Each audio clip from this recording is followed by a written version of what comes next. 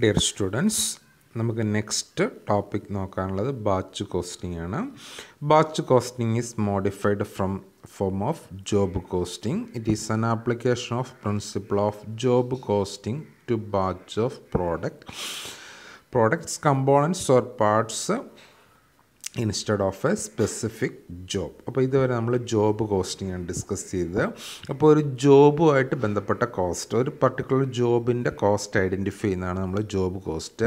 Then ഒരേ ജോബിനെ തന്നെ പല ബാച്ചുകളായിട്ട് തിരിച്ചിട്ട് ഒരു ബാച്ചിൻ്റെ കോസ്റ്റ്, അപ്പോൾ ജോബ് കോസ്റ്റിങ്ങിൽ ഒന്നുകൂടെ ഒരു സബ് ഡിവിഷനാണ്, അല്ല അതിൻ്റെ ഒരു അതിൻ്റെ ഒരു ഭാഗമാണ് ബാച്ച് കോസ്റ്റിംഗ്, അല്ലെങ്കിൽ നമുക്ക് അതിൻ്റെ ഒരു സബ് ഡിവിഷൻ എന്ന് പറയാം. Then a batch is a group of identical products.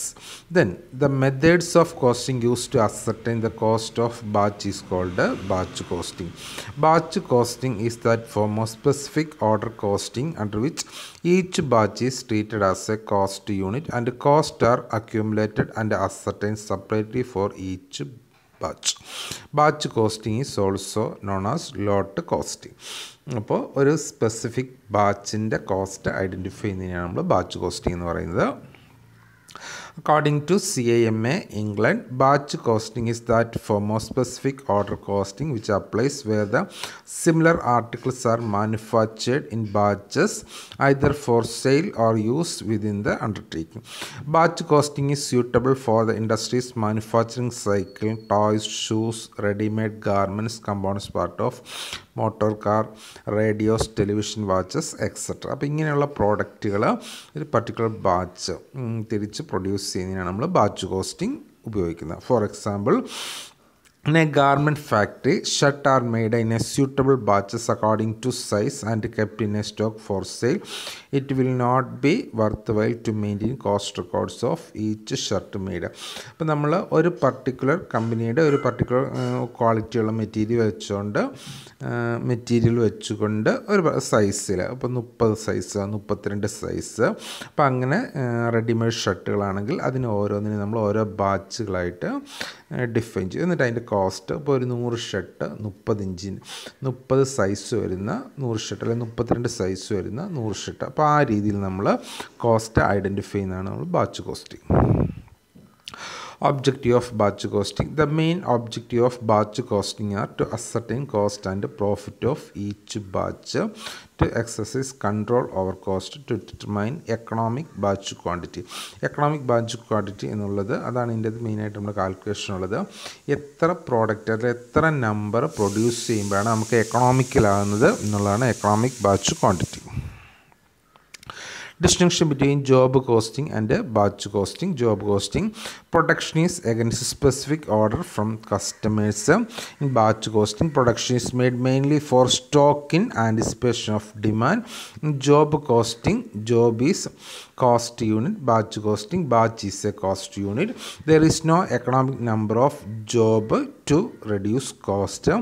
Here in batch costing, there is an economic batch quantity to reduce the minimize the cost.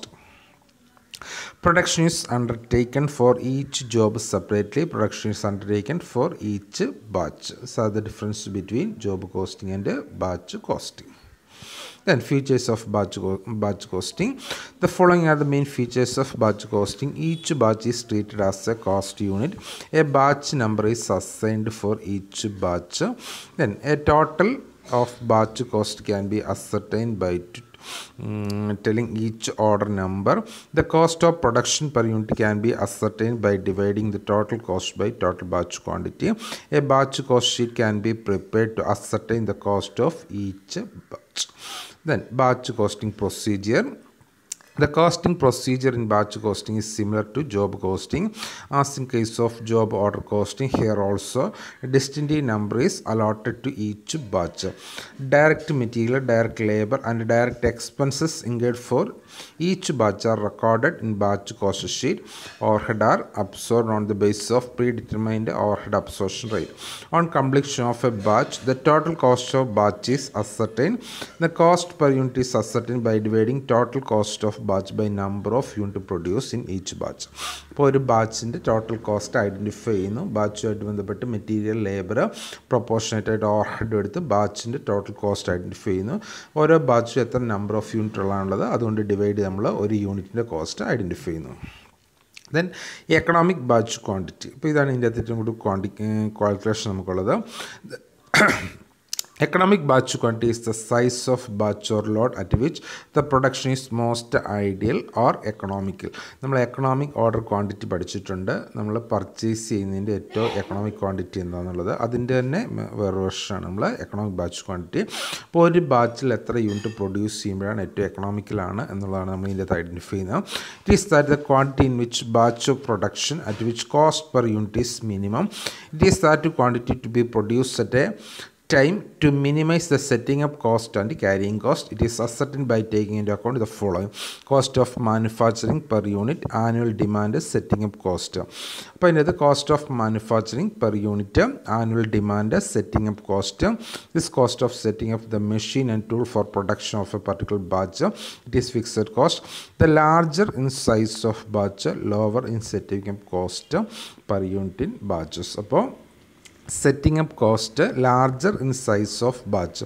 ബാച്ചിൻ്റെ size large ആകും തോറും total setting up cost കുറവായിരിക്കും. അപ്പോൾ അത് economic quantity കൂടുതൽ product നമ്മൾ order കൊടുത്തു കഴിഞ്ഞാൽ ordering cost നമുക്ക് കുറവായിരിക്കും എന്ന് പറഞ്ഞതുപോലെ തന്നെ സെറ്റിംഗ് അപ്പ് കോസ്റ്റുമായിട്ട് ബന്ധപ്പെട്ട് വരുന്നത്. Then carrying cost, cost of carrying inventory പറയും.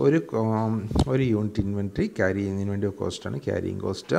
അത് രണ്ടോ സെറ്റിംഗ് അപ്പ് കോസ്റ്റും ക്യാരിയിങ് കോസ്റ്റും ഒപ്റ്റിമം പോയിൻ്റ് വരുന്നിടത്താണ് നമ്മൾ ഓർഡർ ചെയ്യുന്ന അല്ലെങ്കിൽ പ്രൊഡ്യൂസ് ചെയ്യുന്ന പ്രൊഡക്ഷൻ നടത്തുന്ന. ഇൻട്രസ്റ്റ് ഓൺ ക്യാപിറ്റൽ അത് നമ്മൾ ക്യാരിയിങ് കോസ്റ്റാണ്. Is particular cost of carrying is a large size of batch leads to higher carrying cost. അപ്പോൾ ലാർജ് സൈസ് ഓഫ് ബാച്ചിൻ്റെ അത് ഓരോ ബാച്ചും ലാർജ് സൈസ് ആണെങ്കിൽ അത്രയും സ്റ്റോക്ക് മെയിൻറ്റെയിൻ ചെയ്യണം, അത്രയും ഇൻവെസ്റ്റ്മെൻറ്റ് ആവശ്യമാണ്, അത്രയും ഫണ്ട് അതിൽ ഇൻവെസ്റ്റ് ചെയ്യണം. അതിനനുസരിച്ച് കോസ്റ്റും കൂടുതലായിരിക്കും. Economic batch quantity equal to square root of 2AS by IC. ഇപ്പോൾ ഇതിൻ്റെ അകത്ത് AS equal to annual demand, AS equal to setting up cost per batch, IC interest on unit cost of production, C carrying cost per unit, cost of storage per unit, then CIC. C and IC are used simultaneously. C ICയും simultaneous ആയിട്ട് ഉപയോഗിക്കുന്നുണ്ട്. അത് carrying cost, ഇൻട്രസ്റ്റും അതുപോലെ തന്നെ carrying കോസ്റ്റുമാണ് ഉദ്ദേശിക്കുന്നത്. Economic batch quantity is determined at A point where carrying costs are equal to setting up cost. Carrying costum setting up costum minimum വരുന്നിടത്താണ് cost are equal to setting up cost. In this point the total cost is also minimum. അപ്പോൾ total cost ഏറ്റവും minimum വരുന്ന carrying കോസ്റ്റും അതുപോലെ തന്നെ setting കോസ്റ്റിൻ്റെ level ഏതാണോ അതിലായിരിക്കും നമ്മൾ economic order quantity fix ചെയ്യുന്നത്. Okay, thank you.